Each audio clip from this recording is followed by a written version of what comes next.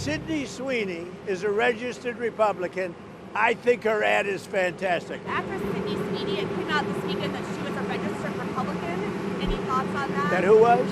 Sydney Sweeney. She's like a very hot actress right now. She's a registered Republican? Yes. Oh, now I love her ad. Is that right? Is Sydney Sweeney? You'd be surprised at how many people are Republicans. That's what I wouldn't have known, but I'm glad you told me that. If Sydney Sweeney is a registered Republican, I think her ad is fantastic. Mr. President, can you say, have those nuclear submarines been deployed yet to face Russia? I've already put out a statement, and the answer is they are in the region, yeah, where they have to be. Can you say what Steve Witkoff's message will be to the Russians? Is there anything they can do to avoid sanctions at this point? Yeah, get a deal where people stop getting killed. They had a number that just came out that a tremendous number of Russian soldiers are being killed. And likewise, Ukraine, a lower number, but still thousands and thousands of people. And now we're adding towns where they're being hit by missiles. So it's a lot of people being killed in that ridiculous war. And, you know, we stopped a lot of countries from war, India and Pakistan. We stopped a lot of countries. And we're going to get that one stopped, too. Somehow we're going to get that one stopped. That's a really horrible war. You heard about Cambodia and Thailand. We got that one done. We got the Congo, which was going on for 31 years. Rwanda, that one's done.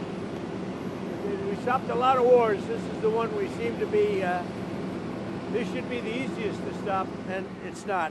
I mean, Rwanda and Congo were going on 31 years and I got it stopped. 8 million people dead, at least. That's what they have, but I think the number's much higher. And the leaders of each country, Rwanda and the Congo, they were great. They were great, and they wanted it stopped. 31 years it went on. We stopped a lot of wars. Serbia, Kosovo was going to be happening, and I don't believe it will now, so we stopped that one too.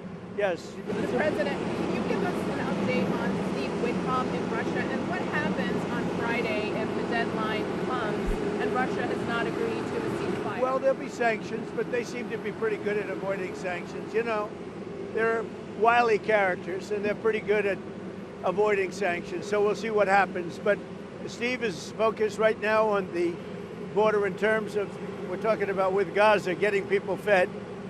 And he may be going, I think next week, Wednesday or Thursday, may be going to Russia. They would like to see him. They've asked that he meet, so we'll see what happens. You said you had more of an update to give us on Gaza, on the Gaza trip. Can you give us any Only we want the people fed. And we're the only country that's really doing that. We're putting up money to get the people fed. And Steve Witkoff is doing a great job. And we want Israel to get them fed. We're giving some pretty big contributions, basically to purchase food so the people can be fed. We don't want people going hungry, and we don't want people to starve. And there's some bad things happening. Do they see evidence of a genocide in Gaza? I don't think it's that. Look, they're in a war. Some horrible things happened on October 7th, as you know. It was a horrible, horrible thing. One of the worst I've ever seen. I've seen a lot of bad things since I'm president in terms of wars and potential wars. I mean, if you look at the one that we just stopped, there are thousands of people being dead already at the border between Thailand and Cambodia. Thousands of people. And I mean, I've seen some bad things, but that October 7th was with Hamas was really, really bad.